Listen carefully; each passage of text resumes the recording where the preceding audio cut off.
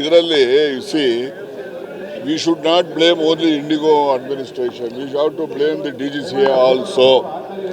ಅವರು 8 hours ಮೇಲೆ ಕೆಲಸ ಮಾಡಬಾರ್ದು ಪೈಲಟ್ಗಳು. ಇವರು ಇಂಡಿಗೋದವರು 10 ಅವರು 12 ಅವರ್ವರೆಗೂ ಕೆಲಸ ಮಾಡಿಸಿದ್ದಾರೆ.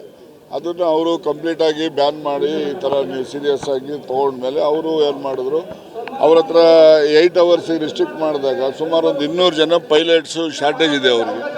ಅದಕ್ಕೋಸ್ಕರ ಇದನ್ನ ಫ್ಲೈಟ್ಸ್ಗಳನ್ನು ಕ್ಯಾನ್ಸಲ್ ಮಾಡೋದು ಅಥವಾ ರೀಶೆಡ್ಯೂಲ್ ಮಾಡೋದು ಮಾಡ್ತಾ ಇದ್ದಾರೆ. ಅದಕ್ಕೋಸ್ಕರ ನಾನು ಹೇಳೋದು, DGCA ಅವರು ಈ ರೀತಿ ಸ್ಟ್ರಿಕ್ಟಾಗಿ ಹೇಳುವಾಗ ಮೊದಲೇ ಅವ್ರಿಗೊಂದು 3 ತಿಂಗಳು 6 ತಿಂಗಳು ಬ್ರೀತಿಂಗ್ ಟೈಮ್ ಕೊಟ್ಟು ನಾವು ಈ ಥರ ಇನ್ಸಿಸ್ಟ್ ಮಾಡ್ತೀವಿ, ಮುಂದೆ ಈ ತಾರೀಕಿನಿಂದ ಆಚೆಗೆ ಇರ್ಬೋದು, ಕಾನೂನು ಯಾವತ್ತೋ ಮಾಡಿರ್ಬೋದು, ಕಾನೂನು ಇರಬಹುದು, ಆದರೆ ignorance of law is no excuse, ಅದು ನನಗೂ ಗೊತ್ತಿದೆ. ಆದರೂ ಕೂಡ ಯಾವಾಗ ಜಾರಿ ಮಾಡಿಲ್ಲ ವರ್ಷಾನುಗಟ್ಟಲೆ, ಮತ್ತೊಮ್ಮೆ ಅವ್ರಿಗೊಂದು ಅವಕಾಶ ನೋಟಿಸ್ ಕೊಟ್ಟು ಇಂಥ ತಾರೀಕಿನಿಂದ ಸ್ಟ್ರಿಕ್ಟಾಗಿ you have to adhere to that provision ಅಂತ ಹೇಳಿದರೆ ಅವ್ರು ಏನಾರೋ ಆಲ್ಟರ್ನೇಟ್ ಮಾಡಿ ಇವ್ರು ರಾತ್ರಿ ಜಾರಿ ಮಾಡಿಬಿಟ್ರೆ ಈಗ ನೋಡಿ ಈ ಜನ ಕಷ್ಟಪಡ್ತಾ ಇರ್ತಾರೆ. ಇದಕ್ಕೆ ಕಾರಣ ಇಂಡಿಗೋ ಒಂದೇ ಅಲ್ಲ, DGCAನೂ ಕಾರಣ. ಕೇಂದ್ರ ಸರ್ಕಾರದಲ್ಲಿ ನೋಡಪ್ಪ, DGCA ಯಾರ ಅಧೀನದಲ್ಲಿ ಬರ್ತದೆ? It is coming under civil aviation ministry. They are also responsible. Okay, thank you. ಇದರಲ್ಲಿ see we should not blame only IndiGo administration. We have to blame the DGCA also. ಅವರು 8 ಅವರ್ಸ್ ಮೇಲೆ ಕೆಲಸ ಮಾಡಬಾರ್ದು ಪೈಲಟ್ಗಳು. ಇವರು ಇಂಡಿಗೋದವರು 10 ಅವರು 12 ಅವರ್ವರೆಗೂ ಕೆಲಸ ಮಾಡಿಸಿದ್ದಾರೆ.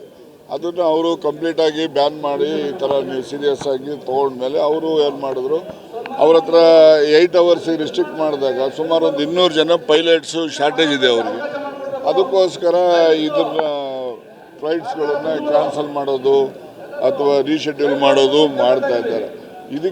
ಅದಕ್ಕೋಸ್ಕರ ನಾನು ಹೇಳೋದು, DGCA ಅವರು ಈ ರೀತಿ ಸ್ಟ್ರಿಕ್ಟಾಗಿ ಹೇಳುವಾಗ ಮೊದಲೇ ಅವ್ರಿಗೊಂದು 3 ತಿಂಗಳು 6 ತಿಂಗಳು ಬ್ರೀತಿಂಗ್ ಟೈಮ್ ಕೊಟ್ಟು ನಾವು ಈ ಥರ ಇನ್ಸಿಸ್ಟ್ ಮಾಡ್ತೀವಿ, ಮುಂದೆ ಈ ತಾರೀಕಿನಿಂದ ಆಚೆಗೆ ಇರ್ಬೋದು, ಕಾನೂನು ಯಾವತ್ತೋ ಮಾಡಿರ್ಬೋದು, ಕಾನೂನು ಇರಬಹುದು, ಆದರೆ ignorance of law is no excuse, ಅದು ನನಗೂ ಗೊತ್ತಿದೆ.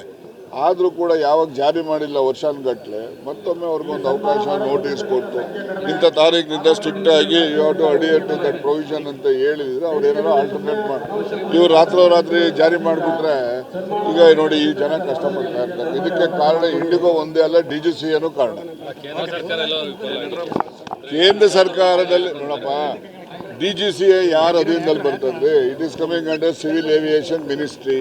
They are also responsible. Okay, thank you.